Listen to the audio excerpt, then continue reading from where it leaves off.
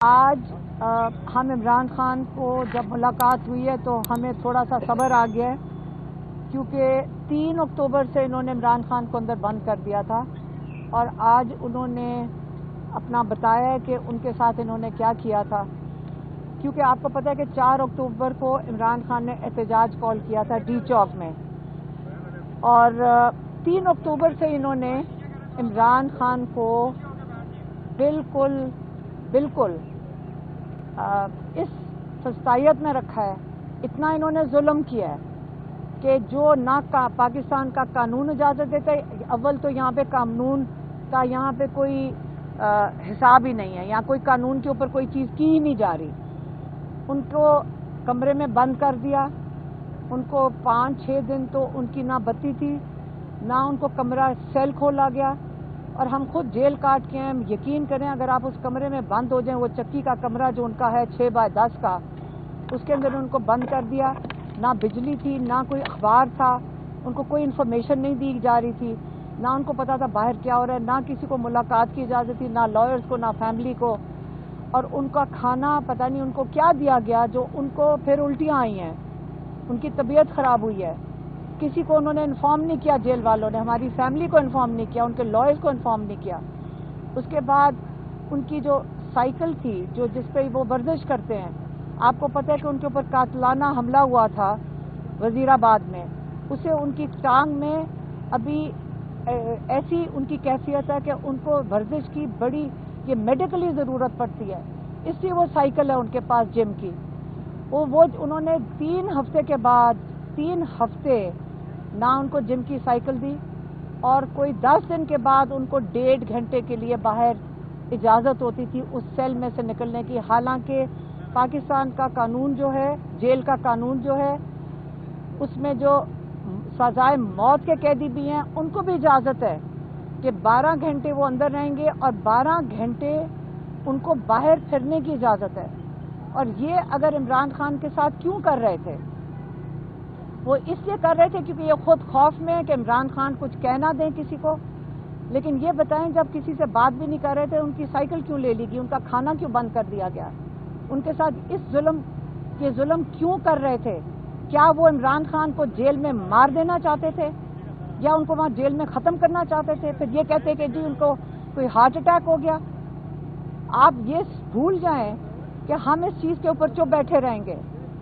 ہمیں انہوں نے جیل میں ڈالا، ہمارے اوپر آپ کو پتہ ہے کہ کیا لگایا انہوں نے، کہ شاید ہم گھریلو خاتون ہیں، شاید ہم اپنے کچن میں، اپنے باورچی خانے میں بم تیار کر رہے تھے اسمبلی اڑانے کے لیے۔ اگر کوئی اور دفعات لگانی تھی کم سے کم بھینس کی لگا دیتے، پرانے زمانے میں تو بھینس ہوتی تھی، یہ بم کدھر سے آ گئے؟ آپ یاد رکھیں جو ہماری نیشنل اسمبلی ہے وہ کون سا، وہ ایوان کیا ہے؟ وہ لوگوں کا ایوان ہے، وہاں پہ لوگوں کے نمائندے بیٹھتے ہیں۔ اس کے اوپر حملہ کس نے کیا تھا؟ رات کو لوگوں کے نمائندوں کو کون اٹھا کے لے کے گیا تھا؟ وہ ہم نے حملہ کیا تھا۔ ہم تو 2 خاتون اکیلی ایک فٹ پاتھ پہ 5:30 بجے کھڑی تھیں اور انہوں نے ہمیں اریسٹ کیا، خالی ہاتھ تھیں۔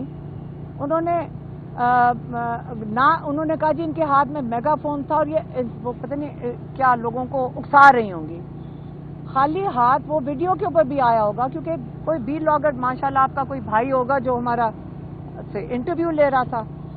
آپ ہمیں اریسٹ کر کے لے گیا، ہمیں بھی بند کر دیا، وہ یہی جو ان کے ڈیتھ سیلز ہوتے ہیں، نہ کوئی کمیونیکیشن کی کسی کو اجازت تھی، نہ ہمارے سے کوئی بات کر سکتا تھا۔